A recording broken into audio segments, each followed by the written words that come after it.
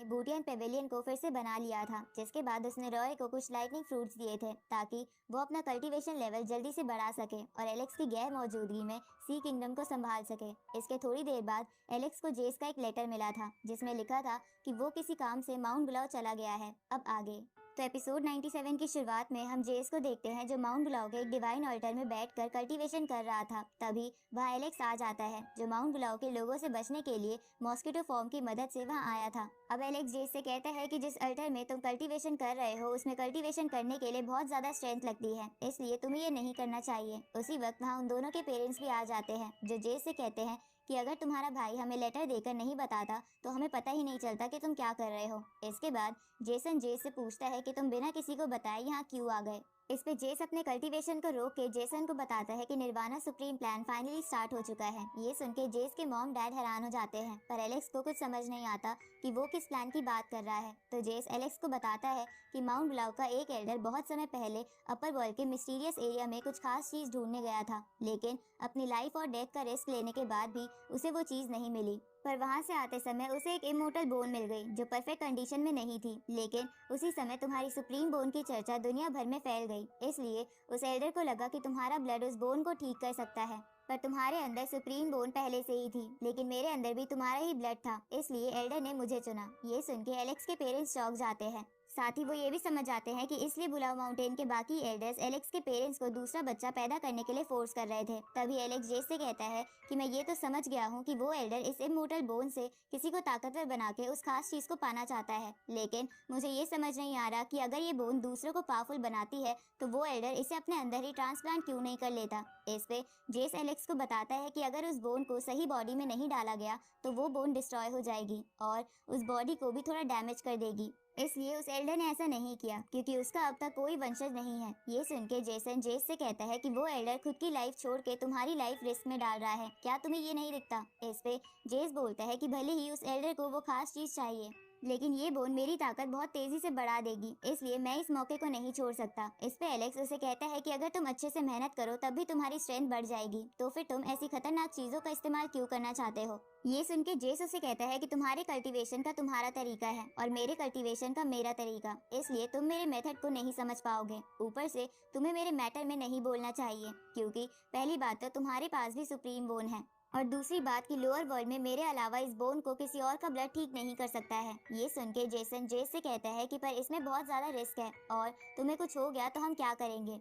इस पे जेस कहता है कि अगर मुझे पावरफुल बनना है तो मुझे रिस्क लेना ही होगा क्योंकि ऐसे मौके बार बार नहीं आते और बिना रिस्क लिए मैं ज्यादा ग्रो भी नहीं कर पाऊंगा। ये सुन के एलेक्स अपने पेरेंट्स को समझाते हुए उनसे कहता है कि हमें जेस को जो ये कर रहा है वो करने देना चाहिए। इसके बाद एलेक्स एक लाइटनिंग फ्रूट जेस को भी दे देता है ताकि वो फ्यूचर में थंडर पावर एब्जॉर्ब कर सके। जिसके बाद वो अपने पेरेंट्स से कहता है कि आप दोनों जेस के साथ हैं तो मुझे नहीं लगता कि उसे कोई परेशानी होगी, इसलिए मुझे यहाँ से जाना होगा क्योंकि मैं सी किंगडम का हूँ और ज्यादा देर तक यहाँ नहीं रुक सकता। अब एलेक्स अपने पेरेंट्स को अलविदा कहते हुए वहाँ से निकल जाता है, जहाँ जाते हुए उसे जेस की ही वो मिस्टीरियस प्लेस वाली बात याद आने लगती है। आगे एलेक्स उस दूसरे वर्ल्ड में आ जाता है जहाँ वो पहले प्रैक्टिस करने आया करता था। अब वहाँ पहुँच के एलेक्स सोचता है कि लोअर वर्ल्ड की हर प्रॉब्लम के पीछे अपर वर्ल्ड का हाथ होता है, इसलिए मुझे वहाँ जाकर अपर वर्ल्ड को अच्छे से समझाना होगा। इसके बाद एलेक्स उस वर्ल्ड में तबाही मचाने लगता है, जिसकी वजह से उस वर्ल्ड का गार्ड वहाँ आ जाता है।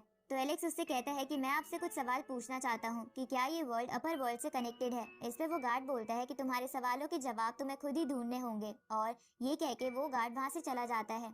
जिसे देखकर एलेक्स बोलता है कि ये कैसा बंदा था, इसने तो मुझे कुछ नहीं बताया। तभी वहाँ पर वो दोनों बंदे आ जाते हैं जिनसे एलेक्स इस वर्ल्ड में बचपन में मिला था, जो एलेक्स से कहते हैं कि उस गार्ड ने तो तुम्हें कुछ नहीं बताया, पर अगर तुम हमें 5 मिलियन जेड एसेंस दोगे तो हम तुम्हें अपर वर्ल्ड का रास्ता दिखा सकते हैं।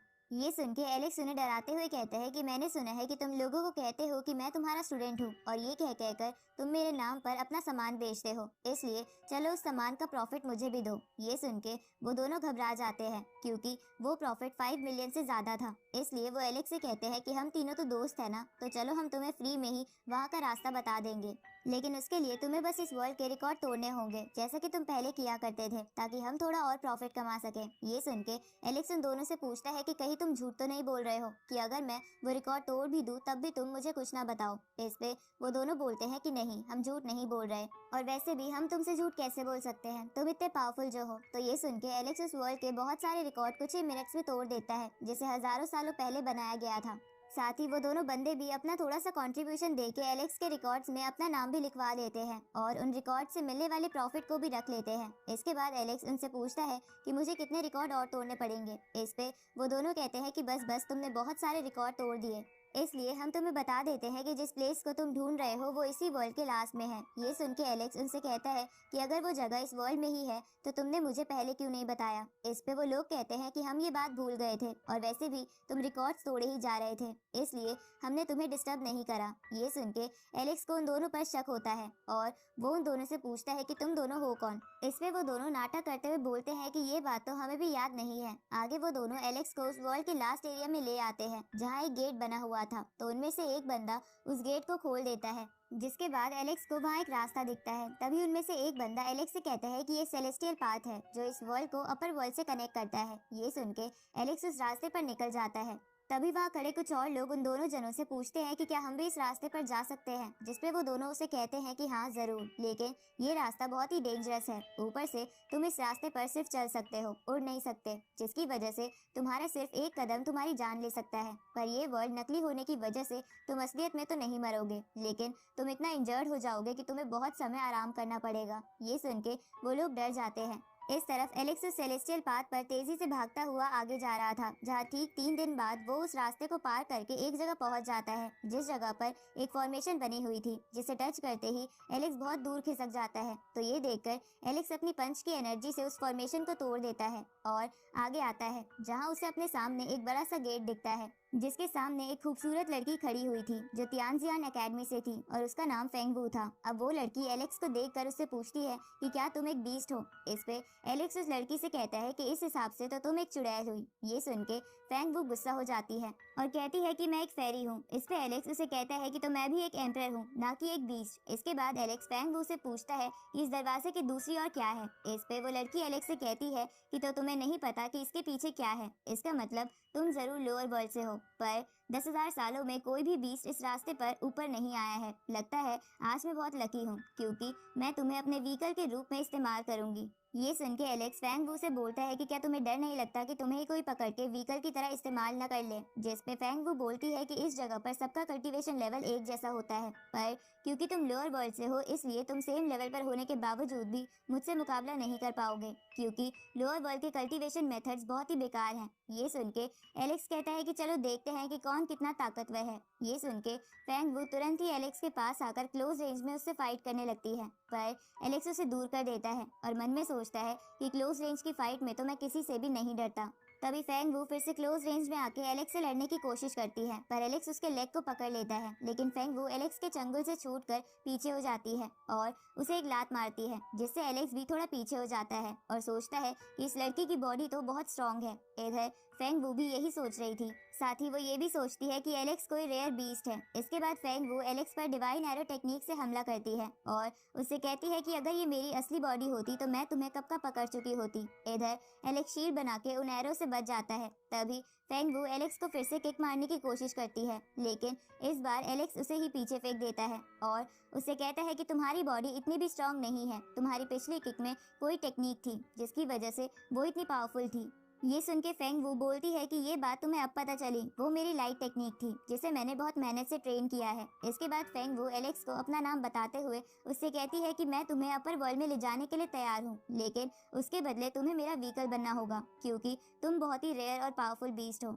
ये सुन के एलेक्स गुस्सा हो जाता है और उससे बोलता है कि क्या तुम अभी भी नहीं सुधरी। इसके बाद एलेक्स फेंगवू पर अपनी सुप्रीम बोन की पावर का इस्तेमाल करता है, जिसे देखकर फेंगवू हैरान हो जाती है और बहुत दूर जाके जमीन पर गिरती है। साथ ही वो समझ जाती है कि वो एलेक्स से नहीं जीत सकती, इसलिए वो वहाँ से भागने लगती है, जहाँ भागते हुए वो वहाँ बने एक स्टैचू से मदद मांगती है, लेकिन उस स्टैचू में कोई हलचल नहीं होती, जिसकी वजह से एलेक्स को लगता है कि फेंगवू उसे बेवकूफ बना रही है। इसलिए वो उसका पीछा करके उसका हाथ पकड़ के उसकी पावर को सील कर देता है और उससे पूछता है कि तुमने वो लाइट मैटर को कैसे ट्रेन किया था। ये सुन के फेंगवू ये कहते हुए अपनी उस बॉडी को वहाँ से गायब कर देती है कि जो इन्फॉर्मेशन तुम जानना चाहते हो वो मैं तुम्हें नहीं बताने वाली।